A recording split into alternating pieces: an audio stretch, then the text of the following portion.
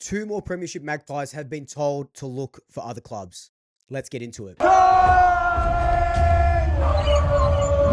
So, in this off-season period, right? That's what Collingwood are in right now. I tell you what, I hate making these videos at this time because I would much rather be making videos about grand final week training, going to the grand final day parade, gearing up for a grand final tomorrow. But unfortunately, our season ended last week, and now we're straight into contract talks, we're straight into trade talks, we're straight into delisting players and stuff like that. And today is no different. It's been reported by Cal Toomey that Mason Cox and Tom Mitchell have both been asked by the club to look for other places to go. Now, they're both unrestricted free agents. Collingwood haven't had any contract offers towards them. They're both in a little bit of, contract purgatory. And it's probably, I don't know, a worst kept secret. We kind of knew that Tom Mitchell was going to, or Collingwood at least were going to tell Tom Mitchell to look for another club, because when he was fit and ready to go, we were choosing others ahead of him. I still think at some times, or at some points of this, towards the tail end of the season, Mitchell should have played over a couple of other players, but it is what it is. Mason Cox is a little bit of a different one. He obviously comes in for that first final against Adelaide, does really well, and really helps us win that game. It does okay against Brisbane, kicked a goal, which was nice, or kicked 2 goals, which were nice. But he still hasn't been offered a contract for 2026.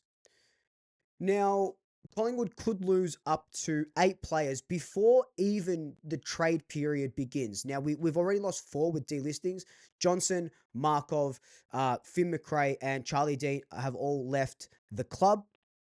We could lose Mason Cox. We could lose Tom Mitchell. We could lose Brody Myercheck, who we'll talk about a little bit later. And, of course, we could lose Jamie Elliott. So that's 8 players that won't be, or probably more than likely won't be at the club in 2026. On top of that, you have Josh Fraser, who was head of development, going to Carlton. And then you have Scott Selwood leaving the club as an assistant coach as well. So there is a lot of turnover. And that's why I said in my previous video, it feels like what did I say? It wasn't a rebuild. I don't like using the rebuild. It was just it's a bit of a changing of the guard from 25 into 26. So this is what was said on Trade Radio today. There's no guarantees of a contract at Collingwood. He's been set out the possibility of playing a fair bit of VFL. He did stay, but has been encouraged to look at his options if there are any clubs offering more guarantees of senior football next year. So at this stage, Mason Cox is in contract limbo, despite playing the final series and being called back for that qualifying final against Adelaide, where he obviously played a pretty good game, wasn't as impactful clearly the following preliminary final. So I can understand them saying to Mason Cox, look, you'll probably be playing in the VFL for most of the year. If you can guarantee, or if you can get guaranteed senior games at another AFL club, I think it would be best for you to go. I still believe personally that Mason Cox does get a 1-year contract because he is such a good backup. Now, I know Oscar Steen is coming through. Ilaru Smith, if they sort of keep pursuing him in the ruck or as a backman, we're not too sure yet because of that injury that he carried. We're getting Jack Buller. We've got Membry and McStay ready to go. McCarthy is coming in through the NGA. There could be a couple of other players that we're looking at as well in the big, tall ruckman forward department. So I wouldn't mind Mason Cox coming and staying at the Pies for 1 more year on a low contract just as a backup like he was against Adelaide. But I wouldn't begrudge him if he was to go look for opportunities elsewhere. I don't think it really, as much as I love Cox and what he's brought to the team, and he's a premiership player and all this sort of stuff, and he's brought a lot of good memories, I don't think it moves the needle too much if he stays or if he goes. If he stays, it's a bit of a positive upside because you have a senior player that will be ready to go if he's called upon. And if he goes, it just gives more opportunity to the likes of Oscar Steen, who I think personally had such a great season. He should have really been playing some of the games earlier on in the season that Mason Cox was playing. I would have loved to have seen Oscar Steen birth through, but not much we can do about that now. Given the scarcity of ruck options, it will be a watch to see if a club goes for him. He's an unrestricted free agent, so if he has a taker, he can walk there. So clubs are becoming aware that his future isn't guaranteed at the Pies, despite probably some thinking that it was going to be that way, that he was going to get an obvious one-year extension beyond this year after coming back into the final series. He's 34, played 10 games this year, so that's where it sits for Mason Cox. The other guy, Tom Mitchell. Tom Mitchell is the other one here who has been encouraged to explore his options and has had his name thrown up to clubs as a possible low-cost midfield addition, keen to play on if possible. So another watch this space from a Pies veteran's point of view. Now, like I said just earlier, I think Tom Mitchell should have played in the latter half of the season a lot more than he did, but obviously they just thought he was, I don't know, too slow or just couldn't keep up with the game. It didn't work out that they're going to have Ned Long and Tom Mitchell in the team. They pursue with Ned Long, younger player. I understand that. I would love Tom Mitchell to find another club. I love Tom Mitchell, Premiership player. What did he have? 14 tackles in that grand final. This would be his fourth club if he goes somewhere else. I think someone like a Richmond would love him. He's got a baby on the way, so I doubt he would want to move out of Victoria, you would think. So I think someone like Richmond would absolutely love to have him.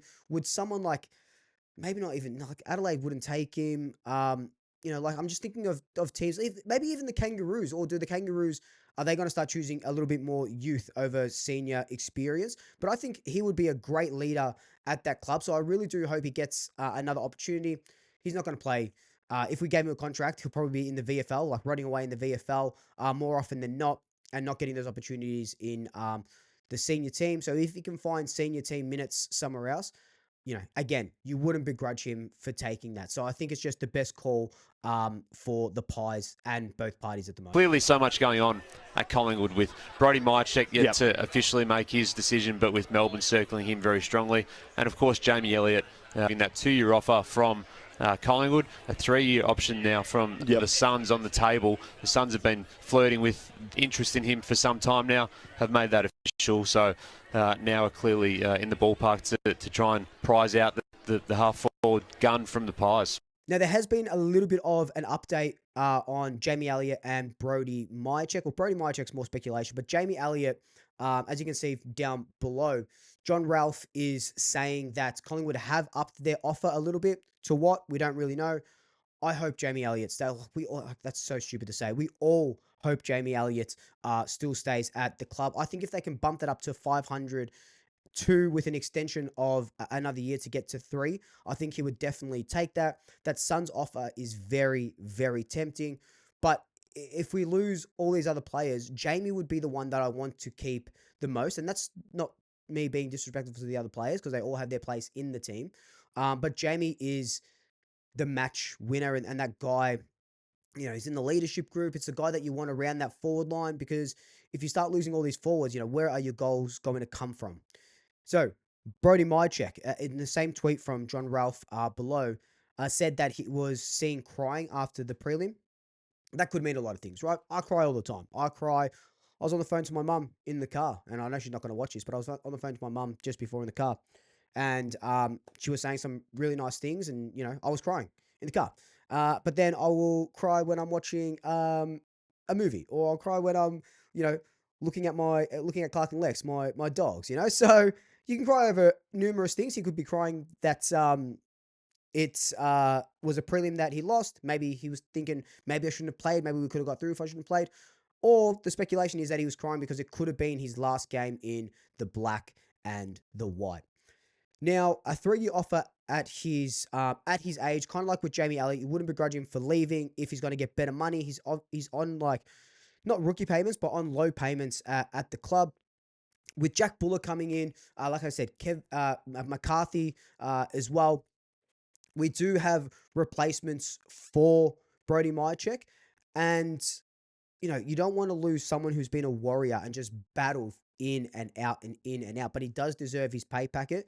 And if he stays at Collingwood, amazing, because we love him. And if he leaves to get better opportunity and, not better opportunity because we're giving him all the opportunity, but better money, again, you won't begrudge him for leaving. But I think there's positives or pros and cons to either of those. And I don't mind either way. Jamie Elliott is the one for me that we need to keep at all costs. As I mentioned in another video, there are still 3 rookie players that haven't been given contracts yet. Lockie Sullivan, Noah Howes, and Roan Steele. I dare say all three of them do get at least a 1-year contract extension. I would love to see more of Noah Howes. They were trialing him in the back line a little bit in the VFL games and some scratch matches and during match sim. So, they're trying to keep their options open. Roan Steele getting picked over, Ed Allen and a couple of these other players for the prelim.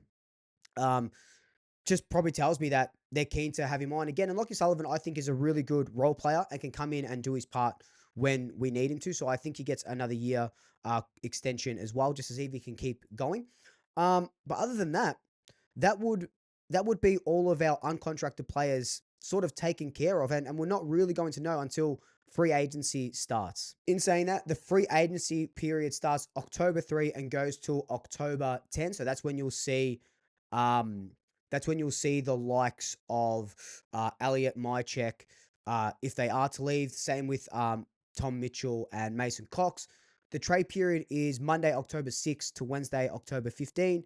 Then you're looking at the draft November 19 to November 20. So it's going to be an action-packed October. Keep your notifications on. Fill out the survey down below in the comments. But until then, like, comment, subscribe. Tell your family, tell your friends, tell your pets. And until next time, double shackers. I'll swoop you later.